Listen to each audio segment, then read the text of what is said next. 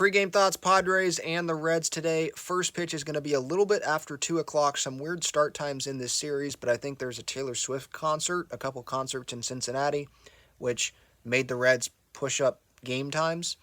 But today, Seth Lugo on the mound for the Padres. I'm going to go higher for my Underdog Fantasy pick on the strikeouts for today. And lineup-wise, it's interesting that Ha-Seong Kim is not in the lineup today when he's been one of the Padres' best players. They're on a long losing streak. You would think that they'd want him in there instead of having someone like Matt Carpenter DH, but maybe there's an injury that's happening that we don't know about or whatever. I'd have Kim in the lineup. That's just me. Maybe. Or I don't think that's just me. I think there's going to be other fans that would think that as well. So it's Tatis, Soto, Manny, Bogarts, Crony, Sanchez, Carpenter as the DH, Odor at second, and then Grish in center. Yeah, I'd have Kim in there, but we'll see. We'll see if that ends up, costing the Padres today. Maybe it costs them a little bit on defense. We'll see what happens there. But runners in scoring position, obviously, all year long, that's been an issue, and that's something we're obviously going to be looking at in this game. Can they string together some innings with multiple hits? I know there was that one game in the Pittsburgh series where Pittsburgh had 5 innings with multiple hits, and the Padres in that same game had 2 innings with multiple hits. So stringing together those hits, creating some rallies. We'll see if they can do that today. And the Reds, they're a good team. It would be so Padres, right, to not be able to beat the Nats, not be able to beat the Pirates. I'm talking about, obviously, not be able to win the series against the Nats. Literally didn't beat the Pirates, got swept in Pittsburgh to a team that had lost 12 of their last 13 games entering the series.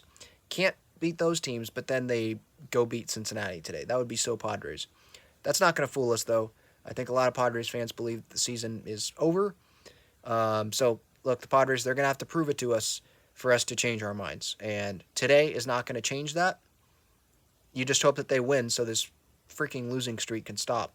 And they can start trying to dig themselves out of that hole of being under 500. Don't even look at the playoffs right now. I think what we should be looking at is 500. Like, can they get to 500? Can they get over 500? And it's not going to happen today. They're 7 games under. But start trying to dig that hole, or dig out of that hole. Don't dig the hole, please. Please don't dig the hole. Start digging out of it. You've already dug the hole. So we'll see. Will Josh Hader get in the freaking game today? I don't care if it's a save situation or not. Like, this guy needs to pitch at some point, right? You're not just going to have him not pitch. I don't even remember the last time he pitched. So we'll see there. Bullpen, it should be in a pretty good spot. Let's see. Yeah, Hader, been over 5 days since he has last pitched. Maybe they throw Tim Hill out there, but that was not great yesterday. Honeywell, Martinez, Morahone, Kerr, Carlton, they should be good to go today. So we'll see what happens. Again, post-game reaction after the game. If you missed it, I did just do a live show talking about AJ Preller's comments from the Ben and Woods interview that he did earlier this morning, and grading this Padres team 81 games through the season. We're starting the second half of the season today.